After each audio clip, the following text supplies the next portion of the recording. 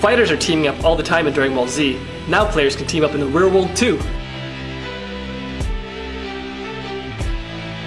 The ARG Circuit Series is proud to present Team Wars. ARG will track your 6-person team's progress throughout the entire Dragon Ball series circuit event. They'll tally the scores for each team through the finals. Teams earn points for every win. Each team accumulates points for their team every round. A win nets you 3 points, a draw 1 point, no points for a loss. The 2 highest scoring teams will face off on ARG's Twitch channel after the Circuit Series main event live. Each team can have a maximum of 6 players, and each player must wear a matching shirt or jersey. For a full list of rules and prizes, go to argcircuitseries.com and look for Team Wars under the Dragon Ball Super category. A Saiyan has no limits. Do you? Prove to the world that your team is the best by participating at the ARG Circuit Series Team Wars. Obviously, Ian's behind the camera. I just want to go over a little deck profile today. I just won first place. With the man with the master plan himself. We got Ginyu with the apes, or formerly known as grapes. So I'm going to go in and I'm going to get straight to the deck profile and give you guys some reasons why we play certain things. Perfect. If you guys don't know what Ginyu does, on the first part, he picks up a life, which is good because you get hand presence. But then if you got a Ginyu, the Ginyus instead get placed. Ginyu Force. On the flip side, you don't have to show your opponent. You still pick up 1, but instead it gets double strike. He gets 5K if you have 2 or more, but he gets the double strike nonetheless. Yeah. So it was a yellow-blue deck, and I'm just going to get straight with the deck profile, guys. Yellow. Well, actually yellow-blue. So 4 energy boosted margin bulls. This is just for filter, obviously. It's one of the blue staples. For our newer players out there who are looking at the deck profiles and just getting in the game, when you play him, you can draw a card. 4 youthful bombers. Basically, it's just an extension. You just have so much draw power. These are going to be on your early turns, turn 1, turn 2 kind of plays if you don't catch what's going to be coming down further in the deck. We got 4 Shugesh. It's just common sense. He's the yellow leader, and Shugesh is just such a powerful card. I'm going to explain to you the reason why later on. We got 3 explosive Kid Gokus. This is just one of the hearts of the decks. I mean, he really protects Ginyu along with the apes. Obviously, guys, if you don't know what he does, when he's put in play, which he can be Shugesh into play, which is great, you actually KO tapped battle card. A card that's in rest mode. Yeah. Play, so it's not jargon worthy. I mean, jargon familiar. Now we also got 3 Lord of the Great Apes, King Vegeta, the man himself. So again, this is like, I'll just kind of explain it to you guys. So you're gonna be picking up every turn with him. It depends though, depending on what your opponent is playing and how the game is mapping around. But majority of the times you'll be picking up every turn with the flip side. And when you do that, what's going to happen is by the time you get to turn 3, you should be, if you went first, by the time you get to turn 3, you should be awakening. And you should have 3 to 4 key down already, right? And at that point, once you awaken, you're gonna make sure that you Shugesh him into play on your attack, so that now you've awakened, and he's gonna automatically go straight out for the king. You want to drop your king. That is the game plan. With Ginyu, you want to make sure you drop your king because you're gonna tap out.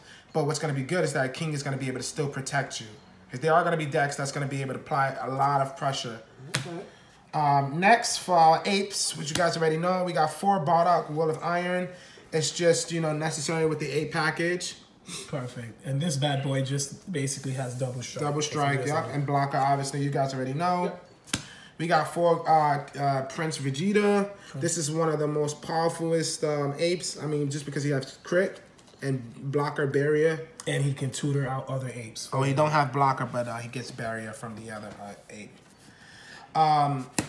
Now we also have 3 King Vegetas. This is the man with the master plan. Like I said, turn 3, you want to make sure you Shugesh him into play once you awaken. And once you do that, you have your key open, and then you go straight for him, and then you evolve this bad boy. Once you evolve him, you're pretty much safe. Everything in your hand is going to be you're gonna be able to boost out for the most part, just protect yourself. The next turn, if you have a march or what have you, you go from there on, right? So that's just the game plan. You wanna make sure that you have him out in general. He is gonna be the main 3-turn play. That's what you wanna go for in this deck. Any other route, you might get punished. Now we have auxiliary cards, utility. And what do these guys do? Once you combo with them, in this deck, you combo with them, you draw a card, and they're basically free 10K draw with him out on the field. So that's, like I said, he's just the main key. You know, we only play 3 of him because we only need 3, because once you get him out, he's pretty much good. You play Bloodlust and everything for all those things that go around Barrier for the most part. And last of the battle cards, guys, we play 2 Masked Saiyans. He's such a great card in general. And this format is so important because you got so much vegetables running around. It's just so hard to deal with. And he just comes in and wipes it up. You're going to see a lot of decks not playing any yellow leaders. The veggie package, if you guys, I'm pretty sure even if you're new, not you know what the veggie package is. It's the cow, Kaba, and Caulifla. And, you know, they're very powerful. It's a very powerful package. I did a live stream the other day telling you guys about engines and packages and whatever.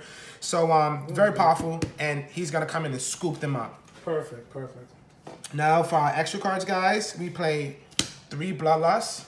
I mean, with Ginyu, you're going to just get these cards because you're going to be able to pick up a life every turn and awaken. So you're going to be going through the deck as much as possible. And then you have like the early turn blues and what so have you. So next we play 3 Planet Vegetas. Using that same idea, we're going to be awakening pretty fast for the most part, you know, turn by turn. So we're going to have enough advantage into going to find some resources for the most part.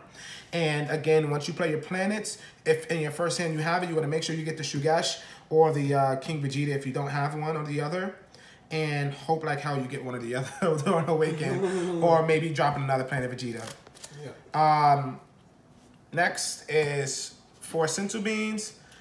We just need 4 because you want to make sure that you don't tap out, stay safe. Especially for cold bloodlust, guys. Correct, because we're not Mecha Frieza anymore, so that's that. And then we have our 3 objections. So the objections are just great in general. You need the objections. If you hit the objections off early game, you're pretty much gonna have such it's just an outstanding opening with the objections. That's the reason why we play the 4 of these and 4 of these. These are the only blue in the deck, but if you hit objection off, it's pretty much like you're gonna have such a swell game, you know. And lastly, we play 4 March of the Apes.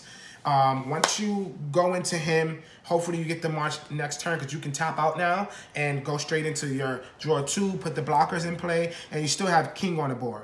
And that pretty much was my strategy for the game. Okay. You know, so and that's the deck profile. That's the Ginyu Apes. I found this build to be one of the more consistent, promising builds because at this point you want to make sure you have consistency so that these come out. So why would you play this build over SS3 Apes?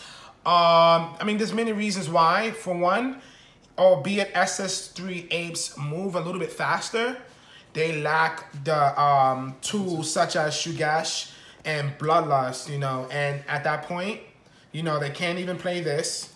So a lot of times you find the SS3 Apes going straight into the March early. And when they go into the March early, those apes can still be punished. And there's a lot of decks playing like early turn cows, early turn you know, the other Bardocks that awaken. You know, so it's very important. Yep. So if you guys are looking for a pretty interesting pretty decent deck to run. Here's a pretty good deck list. Still very strong, especially with the March of the Great Apes. If you're a more like slower, safer control player, this is definitely the deck to play. I see a lot of people playing SS3 and other decks, but this is definitely a really great deck that I found to you know, go against the meta. So guys, like always, guys, if you like the video, make sure that you like, rate, and subscribe. And hopefully you enjoyed our Ginyu Great Apes. And as always, stay super, bro. I blow a bag today. I don't do nothing for games. I blow the bag today. Walk in the mall and go crazy. I blow a bag